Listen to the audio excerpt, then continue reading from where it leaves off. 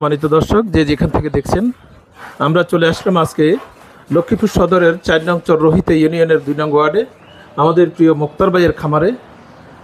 মুক্তার ভাই আসলে দীর্ঘদিন থেকে ডেয়ারি খামার নিয়ে তিনি অত্যন্ত সুন্দরভাবে সুনামের সাথে অত্র এলাকায় ব্যবসা চালিয়ে যাচ্ছেন।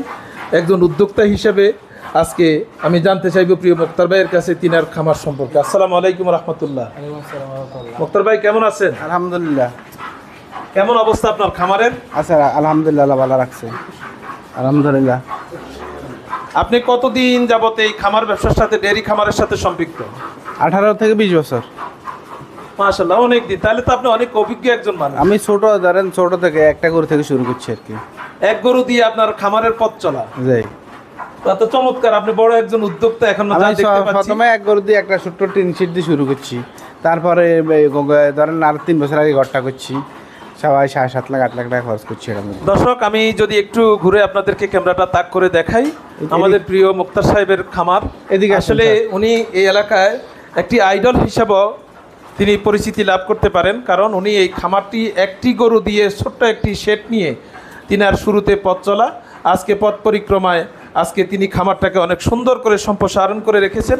আমি যেমনটি আসি ওনার খামারে দেখতে পেলাম যে অত্যন্ত সুন্দর এবং সাজানো গোছালো পরিপাটিভাবে তিনি এই খামারটিকে সাজিয়ে তুলেছেন আপন নিরে। এলাকায় একজন তরুণ উদ্যোক্তা হিসাবে আসলে সরকারের তরফ থেকে যেরকম সহযোগিতা পাওয়ার কথা বা পশু সম্পদ অফিস থেকে যে ধরনের চিকিৎসাপত্র পাওয়ার কথা, আমি এখন সেই বিষয়ে আমাদের প্রিয় মুক্তার ভাইয়ের কাছে জানতে চাইব, আপনি কেমন সহযোগিতা পাইতেছেন পশু অফিস থেকে? না, তেমন কিছু পাই না। পান না? না। কিন্তু আমরা তো যোগাযোগ করলে পশু অফিস থেকে ওনারা বলেন যে আপনাদেরকে প্রান্তিক পর্যায়ে গিয়ে সেবা দিয়ে থাকেন, ওষুধ দিয়ে থাকেন। না, আমরা কিছু পাই না। আপনি কি যোগাযোগ করেছেন? আমি যোগাযোগ করছি, কয়েকবার গেছি। আমার কয়েকটা ট্রেনিংয়ে ডাকছে, বিভিন্ন জায়গায় লোক ইয়ে করি, আশ্বাস দিচ্ছে অনেক কিছু দিব, করবো আর কিছু না।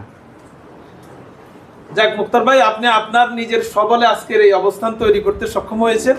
আপনার মতো কোনো প্রবাসী কিংবা দেশে থাকা শিক্ষিত তরুণরা যদি এই শখের খামার করতে চায়, তাহলে তাদের জন্য আপনি কি পরামর্শ প্রদান করবেন? আমি আলহামদুলিল্লাহ, তবে নিজে প্রথমে শুরু থেকে অল্প করে দিয়ে শুরু করতে পারি আর কি।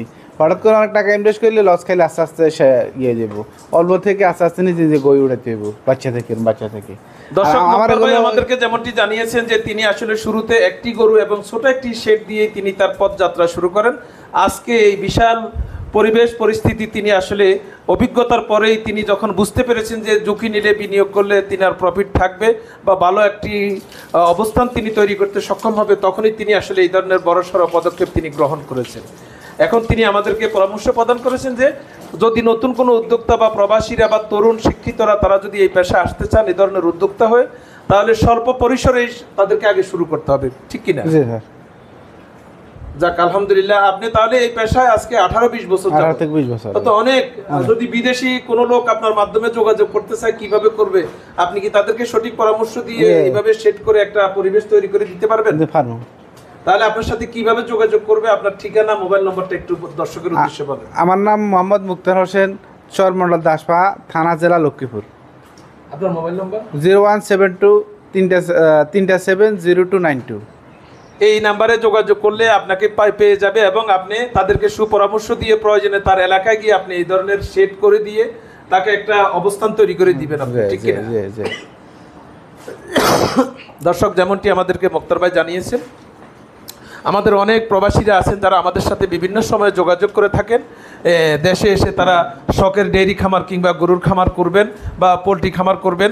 আমাদের মুক্তার ভাইয়ের সাথে যোগাযোগ করে আপনারা আপনাদের ডেয়ারি খামারটি করতে পারবেন।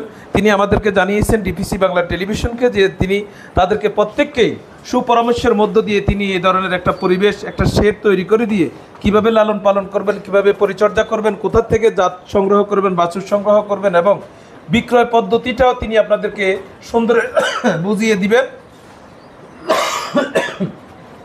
এই মর্মে তিনি আমাদেরকে আশ্বস্ত করেছেন। পাশাপাশি তিনি তার ঠিকানা এবং মোবাইল নম্বরটি আপনাদের সুবিধার্থে তিনি দিয়ে দিয়েছেন, যেটি আমরা আমাদের নিউজের মাধ্যমে স্ক্রিন আকারে দিয়ে দিব।